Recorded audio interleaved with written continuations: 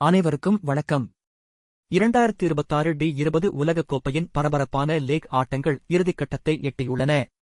நேற்று சென்னையில் உள்ள வரலாற்று சிறப்புமிக்க சேப்பாக்கம் மைதானத்தில் ஆப்கானிஸ்தான் மற்றும் கனடா அணிகள் மோதின.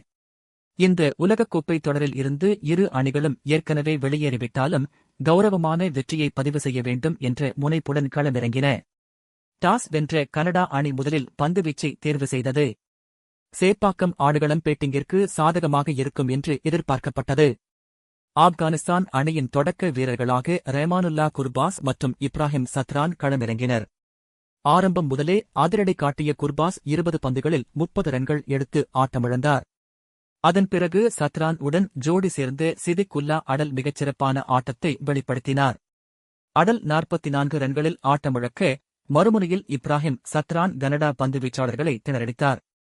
அவர் அடித்த 7 பவுண்டரிகள் மற்றும் 5 சிக்சர்கள் மைதானத்தில் இருந்த ரசிகர்களுக்கு பெரும் விருந்தாக அமைந்தது.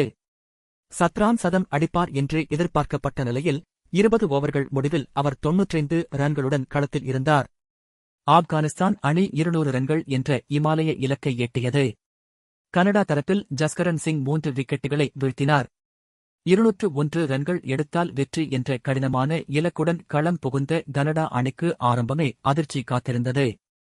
ஆப்கானிஸ்தானின் அனுபவ சுழற்பந்து வீச்சாளர் முகமது நபி தனது மாயாஜால பந்துவீச்சால் கனடா பேட்ஸ்மேன்களை நிலைகுலையச் செய்தார். வெறும் 7 ரன்களை மட்டுமே விட்டுக் கொடுத்து அவர் 4 முக்கியமான விக்கெட்டுகளை சாய்த்தார். கனடா அணியின் கேப்டன் தில்பிரீத் பாஜ்வா மற்றும் ஹர்ஷ் தாக்கர் ஓரளவு போராடினாலும் ஆப்கானிஸ்தானின் பந்துவீச்சை சமாளிக்க முடியவில்லை. ரஷீத் கான் 19 ரன்கள் கொடுத்து 2 விக்கெட்டுகளை வீழ்த்தினார். இறுதியில் கனடா அணி 20 ஓவர்கள் முடிவில் 8 விக்கெட் இழப்பிற்கு 118 ரன்கள் மட்டுமே எடுத்து தோல்வியை தழுவியது. ஆப்கானிஸ்தான் அணி 82 ரன்கள் வித்தியாசத்தில் பெரிய வெற்றியை பெற்றது.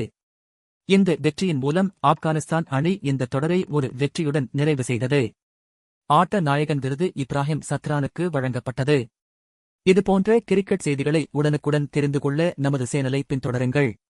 சேப்பாக்கத்தில் நேற்று வீசிய சுழல் காற்று கனடாவை நிலைகுலையச் செய்துவிட்டது என்றே சொல்லலாம். ஆப்கானிஸ்தான் அணியின் இந்த எழுச்சி வரும் காலங்களில் அவர்கள் ஒரு பலமான சக்தியாக உருவெடுப்பார்கள் என்பதைக் காட்டுகிறது. இந்தப் போட்டியில் கனடா அணிக்கு சில பீல்டிங் தவறுகள் பின்னடைவை ஏற்படுத்தின. சத்ரான் கொடுத்த கேட்ச் வாய்ப்பை அவர்கள் நழுவவிட்டது ஆப்கானிஸ்தான் 200 ரன்களை எட்ட முக்கிய காரணமாக அமைந்தது.